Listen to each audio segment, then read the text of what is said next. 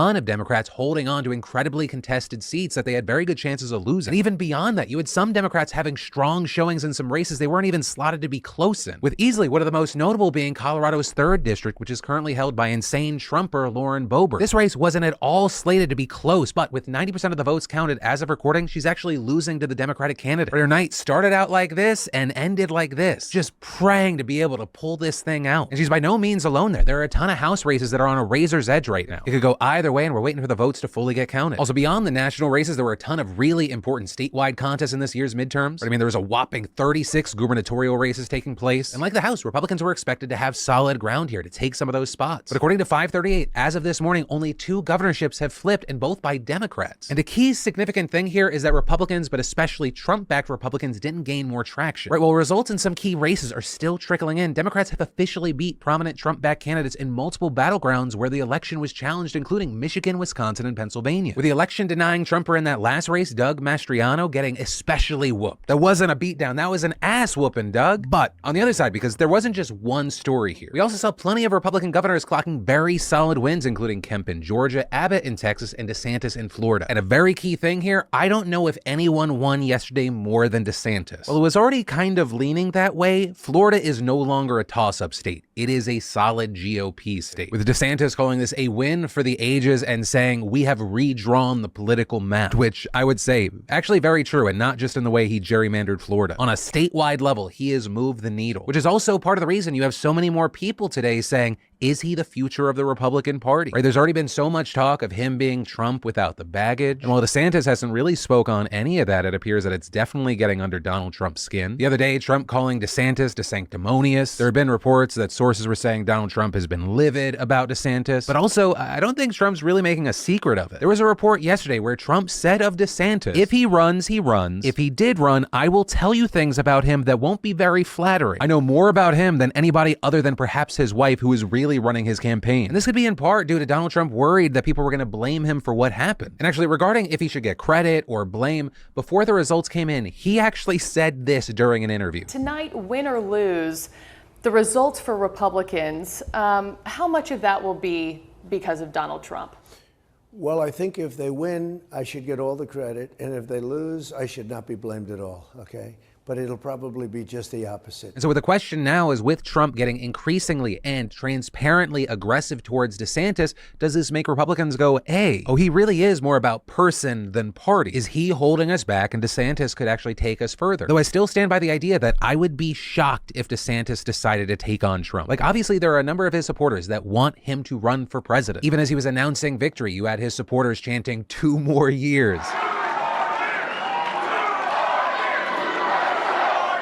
An obvious acknowledgement that he is meant for bigger things. But I just can't imagine a world where those two run against each other and then like everything is still okay for the Republicans. But hey, like we often do with that conversation, we're getting far too ahead of ourselves. Also, jumping back out of Florida this year, there was a lot of focus on attorneys general and secretaries of state, because in the post-Roe, post-insurrection world, there are a lot of concerns, with some finding it pretty fucking terrifying that someone who has denied the results of an election possibly getting the authority to regulate them. And while well-known election deniers were kept at bay for AG and Secretary of State in Michigan, we're still waiting for results for other crucial states. Which, I mean, on that note, according to the New York Times, as of this morning, more than 210 Republicans who questioned the 2020 election have won seats in the U.S. House and Senate and in state races for governor, Secretary of State, and Attorney General. And a very key thing is that 24 of those people specifically won top state level spots. Also across the country, we saw a number of ballot initiatives, with voters in California, North Carolina, and Vermont all voting to enshrine abortion protections, while voters in Kentucky rejected an anti-abortion amendment. We also saw marijuana on the ballot in a few states. And while both Dakotas and Arkansas rejected the measures, we saw Maryland and Missouri voting to legalize it, meaning that 21 states will now allow recreational use. We also saw voters in Alabama, Tennessee, Vermont, and Oregon approving measures that took out exceptions for anti-slavery laws that were still in their states' constitutions, moves that will effectively ban forced prison labor. Meanwhile, voters in Louisiana rejected a similar initiative, though that's because prison reformers argued that the way that it was written would essentially just replace one slavery exception for another. And while obviously there are a ton of other important issues and races that I haven't even talked about yet, though I will try and talk more about it as we get more information and more time throughout the week, where I want to end this is with some of the whys as well well as some key things that really do matter moving forward. And we'll start with the first reason, you. And obviously that can't be universal. We have people outside of the United States, different age groups, different demographics, people that believe in different ideologies. But the age group that watches this show are being heavily credited with the reason these races have gone the way they have, with around 44% of this group saying abortion was a top issue for them. And among this age group, they voted 65 to 35% in the favor of the Democrats. But also beyond the age group aspect, abortion by itself was massively important, with exit polls showing that if it was a top issue for people, they were voting for Democrats 76% to just 23% for Republicans. And not only was this an issue that resulted in more people voting for Democrats, it resulted in more people just getting out the fucking door, with Democrats absolutely smashing their voter participation records from back in 2018. It also wasn't just the Dems. Independents played a major role here, with exit polls currently showing that independents favored Dems 49% to 47%. While that may not seem huge, that is so incredibly rare for a midterm election, especially one that's seen as a referendum on the first-term president in their party. And then the final why had to do with just candidate quality. Right? A lot of the candidates that Trump handpicked, endorsed, and promoted just weren't that strong. And here, I'll also call myself out when I'm wrong. You know how the Democrats were pushing for like the more extreme Republican candidates in the primaries? They're actually throwing money behind it. All the people that we're aware that they did that to have lost, with a more moderate voter seemingly turned away from the crazy. Though I still do stand by the fact that it's like playing with dynamite. But the last thing that I'll end on is something that's not great news for Democrats. Well, Democrats showed up and voted. They're also losing support among some key groups. Comparing 2018 to now, you had preliminary CNN exit polls showing Democrats losing support among women, by age, by race and gender at different rates, fewer moderate supported Democrats. Now, notably here, these voter blocks still do favor Democrats, and in some cases overwhelmingly, but while some of the drops may seem small, it's like 1,000 small cuts. It will continue to add up and be absolutely devastating if Democrats don't show out like they did. But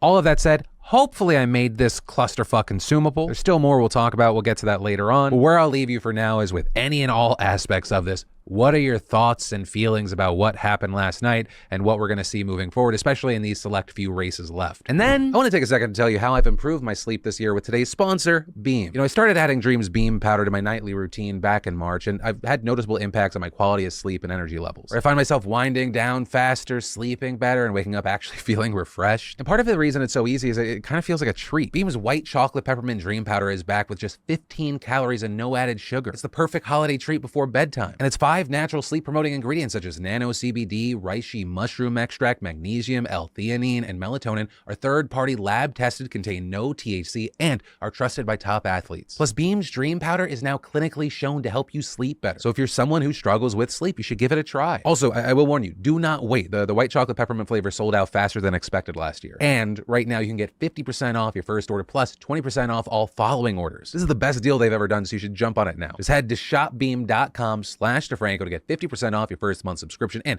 20% off all recurring orders. And then people are pissed off right now about Casey Anthony, and no, you did not just magically teleport to 2008. But rather, this new anger is around Peacock's new 3-part docuseries, Casey Anthony, Where the Truth Lies, that also just released a trailer. Casey interview, ABC marker, saw sticks. Why talk to me now when you're not getting creative control?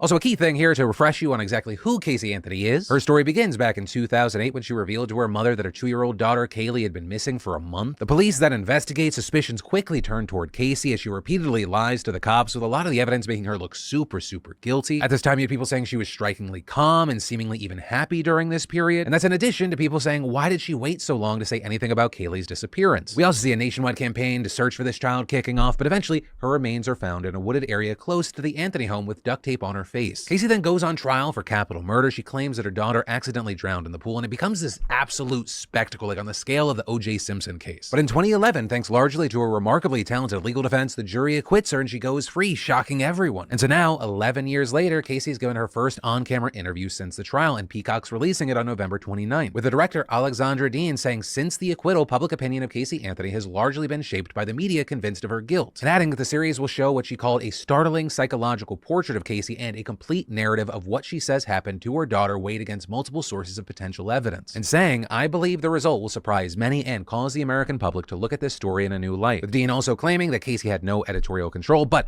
if you look at the comments on this, people are up in arms. People saying things like, are we just going to give her another chance to tell us about how she's really the victim in all this? And no one wants to hear Casey continue to lie about what happened to Kaylee, as well as hope this isn't going to be the new trend. We shouldn't allow monsters to profit off their murders and networks to make money off of victims' gruesome killings. And so now you have thousands of people vowing to boycott the streaming service unless it pulls the plug on the series. But as far as if that'll actually happen, we'll have to wait to see. Oftentimes what we actually end up seeing with these controversies is that it backfires. It generates a conversation around the topic, there's a bigger spotlight on it, and it drives more eyes to the thing in question. And I'd love to know in those comments down below if you think that's going to be the case here, or really any thoughts you have on this story. And then the Nikita Dragun situation got way worse. Or as we talked about her yesterday, she reportedly was walking around her hotel naked, blaring